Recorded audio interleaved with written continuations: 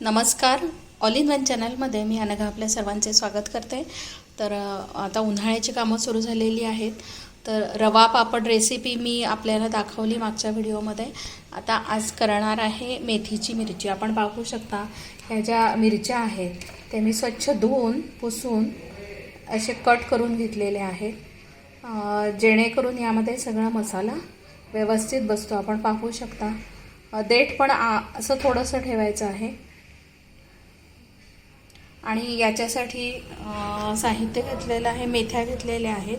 मेथ्या भाजून घ्याव्यात, भाजून त्याची पूड करून घ्यायची आहे. मीठ घेतलेलं आहे. मीठ आणि मेथ्या मिक्स करायच्या.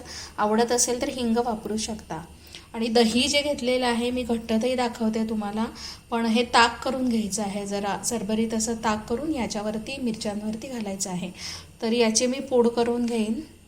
मेथ्या भाजून घ्यायच्या आहेत मात्र. मेथ्या आणि मेथ्या आणि मिठाचे मी पूड करून घेईन. माझी ही पूड तयार आहे. मेथ्या आणि मीठ ही पूड तयार आहे. तर ही जी पूड आहे मी त्या मिरच्यांमध्ये भरेन.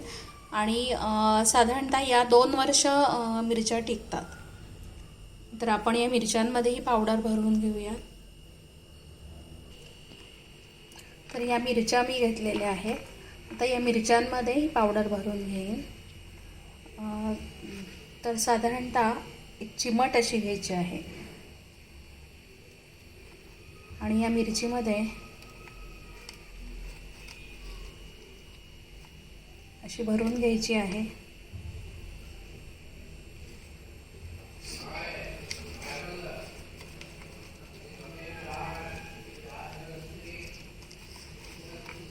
हे बघा, इथे मी मिरची अशी चिरून घेतल्यामुळे पूर्ण असा मसाला सगळा भरतो याच्यामध्ये. आणि अशाच मी या सगळ्या मिरच्या भरून घेईन. एक चिमट घ्यायची आहे. चिमटभर पावडर यामध्ये घालायची आहे. मेथ्याचं प्रमाण फार नसू नये, कारण मेथीचं प्रमाण जर जास्त घातलं तर याला कडसरपणा येतो. ॲक्च्युली ही मेथी मिरची आहे, पण मेथीचं प्रमाण कमी घालावं मेथ्यांचं. हे बघा, अशा मी या 4 भरून घेतलेल्या आहेत. याप्रमाणेच मी ज्या 1 किलो मिरच्या घेतलेल्या आहेत त्या मी सगळ्या भरून घेईन. ह्या ज्या आपल्याला मिरच्या दिसत आहेत ते सगळे मी याची फोटो फोडून ठेवलेले आहेत. आपण बघू शकता. हे बघा, ही मधून कट केलेली आहे की जेणेकरून यामध्ये सगळ्यांमध्ये हा मसाला भरेल. तर या ज्या मिरच्या दिसतात तर याच्यामध्ये मी सगळ्यांमध्ये हा मसाला भरून घेईन. हे बघा, आपण पाहू शकता या मिरच्यांमध्ये सगळा मी हा मसाला भरलेला आहे. तिखट आहेत जरा मिरच्या. आता याच्यामध्ये मी जे दही दाखवलं होतं तुम्हाला त्याचं मी थोडंसं ताक करून घेतलेलं आहे.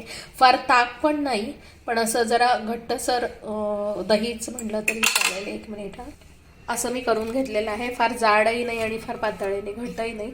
तर साधारणतः मीडियम असं करून घेतलेलं आहे. तर हे मी या मिरच्यांवरती घालेन. फार घट्ट घातलं तर सगळ्या मिरच्यांपर्यंत जाणार नाही आहे.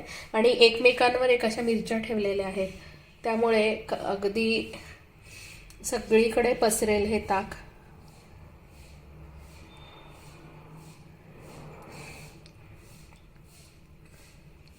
खूप सुंदर होतात या मिरच्या. आपणही करून पहा. तर मी हे सगळं मिक्स करून घेईन. आणि या 3 दिवस अशाच दह्यामध्ये ठेवायच्या आहेत. आठवणीने 3 दिवस. आणि 3 दिवस झाल्यानंतर या उन्हामध्ये सुकायला ठेवायच्या आहेत. आणि तळल्यानंतर हे दही घातल्यामुळे तुपासारखा वास येतो, त्यामुळे खूप सुंदर चव येते या मिरच्यांना. आपणही करून पहा.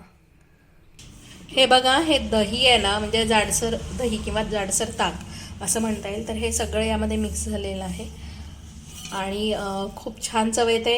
आपणही करून पहा. आणि आज नवीन बघणाऱ्यांनी माझा हा नवीन व्हिडिओ नवीन मित्रांना शेअर करा.